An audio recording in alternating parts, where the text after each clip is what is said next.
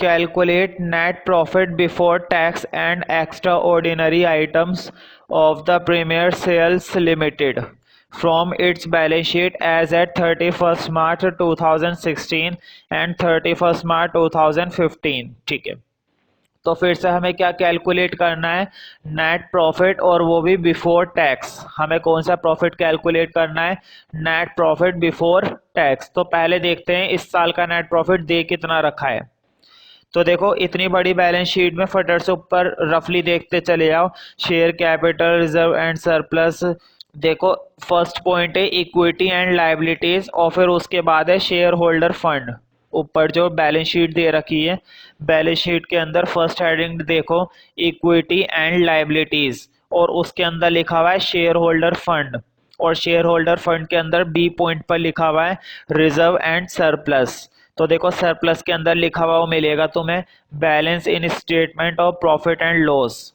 ऊपर वाली जो बैलेंस शीट दे रखी है उसके अंदर देखो दूसरे नंबर में बी पॉइंट के अंदर balance in statement of profit and loss, यही है हमारा नेट प्रॉफिट। ठीक है, तो देखो नेट प्रॉफिट दे कितना रखा है, इस साल था 2 लाख और पिछले साल था 145। अब तुम समझ गए होंगे मैं क्या करूंगा, माइनस पिछले साल का इस साल वाले में से क्या कर दूंगा, माइनस कर दूंगा। तो लिखो नेट प्रॉफिट, और इस साल का नेट प्रॉफिट निकालना बहुत आसान है। तो तुम्हें क्या करना है, पिछले साल में से इस साल वाले को वो दोनों का सब्ट्रैक्ट कर देना है। तो 2 लाख में से 145 गया, 2 लाख में से 1,45,000 माइनस कर दिया, तो ये तुम्हारा बचेगा 55,000। 55,000 का इस साल का क्या आ गया, नेट प्रॉफिट। अब देखते हैं कौन कौन से डिविडेंड पेड करने थे। ऊपर से ही देखते आओ, कभी कभी ऊपर लिखा हुआ होता है। तो देखो बैलेंस शीट में ध्यान से सर्च करो, कहीं पे डिविडेंड लिखा हुआ है। तो देखो बैलेंस शीट के अंदर तो कहीं पर भी डिविडेंड नहीं है, कोई दिक्कत नहीं है। अब देखो जरा नीचे अलग से दे रखा है नोट्स टू अकाउंट्स। इसी क्वेश्चन के अंदर नीचे एक टेबल और दे रखी है नोट्स टू अकाउंट्स। तो देखो उसमें लिखा हुआ है, उसमें लिखा हुआ है सबसे पहले प्रोविजन फॉर टैक्स। तो इसको तो बाद में देखेंगे, जो टैक्स के लिए प्रोविजन है उस वाली टर्म को बाद में देखेंगे। ठीक है, पहले ही देख लेते हैं कि प्रोपोज्ड डिविडेंड कितना है। तो देखो प्रोपोज्ड डिविडेंड इस साल का कितना है, 50,000, और मैंने बताया था ऐड करेंगे। तो प्रोपोज्ड डिविडेंड हमारा था, ब्रैकेट में लिख भी दिया करो करंट ईयर, ये बात लिखनी जरूरी है ब्रैकेट में लिख देना करंट ईयर। तो इस साल का हमारा जो प्रपोज्ड डिविडेंड था वो कितना बताया गया था, 50,000। इस साल का प्रपोज्ड डिविडेंड है 50,000। और टेबल के बाद जरा बाहर देखो, नीचे लिखा हुआ है interim dividend paid during the year. इतना एक्स्ट्रा डिविडेंड हमें और पेड करना पड़ा, तो इसको भी ऐड करो।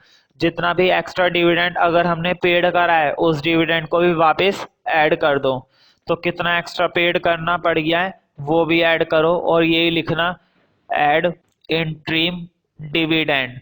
और ये कितना दिया है क्वेश्चन में नीचे, ये दे रखा है 10,000। क्या कितना दे रखा है ये हमें, तुम्हारा 10,000। अब देखो जो नीचे नोट्स टू अकाउंट था, मैंने उसमें कहा था प्रोविजन फॉर टैक्स को अभी थोड़ी देर के लिए छोड़ दो। ध्यान रखना किसी भी तरह का जो प्रोविजन होता है, चाहे क्वेश्चन हमें बोले प्रोविजन, चाहे वो बोले जनरल रिजर्व, तो प्रोविजन वगैरह भी ले लिया करो। बस फर्क इतना है, जब क्वेश्चन बोलेगा प्रोविजन, तो प्रोविजन भी हम कौन से साल का लेते हैं, करंट ईयर का। जब भी क्वेश्चन हमें बोलेगा ना प्रोविजन टेबल के अंदर, तो प्रोविजन भी हम इसी की तरह लेते हैं जैसे डिविडेंड लिए करंट ईयर के। लेकिन अगर रिजर्व आ जाएगा जनरल रिजर्व, तो वो करंट ईयर का नहीं लेते, करंट ईयर का नहीं लेते, जनरल रिजर्व जब आएगा तब बता दूंगा। फिलहाल प्रोविजन आ गया है तो इसको ऐसे ही ले लो। बताओ करंट ईयर का प्रोविजन कितना था, 50,000 ना, और पिछले साल का कितना था, 30। खैर पिछले साल से हमें कोई मतलब नहीं है, हमें इस साल वाले से मतलब है, 50,000 दे रखा है तो इसको भी ले लो। एड प्रोविजन फॉर टैक्स, मतलब टैक्स से रिलेटेड कोई सी भी चीज होती है, टैक्स से रिलेटेड या प्रॉफिट से रिलेटेड कोई सी भी चीज होती है तो वो यहाँ पर आकर जुड़ जाएगी। तुम्हें इस बात का ध्यान रखना है। प्रोविजन फॉर टैक्स सिर्फ 50,000, तो तीनों को ऐड कर दो, चारों को, 0 0 0 5, 5 और 5 10, 10 और 1 11, 5 16, 1,65,000। तो आंसर चेक करते हैं। तो देखो हमारा नेट प्रॉफिट जो आ रहा है बिफोर टैक्स वो 1,65,000 ही आ रहा है।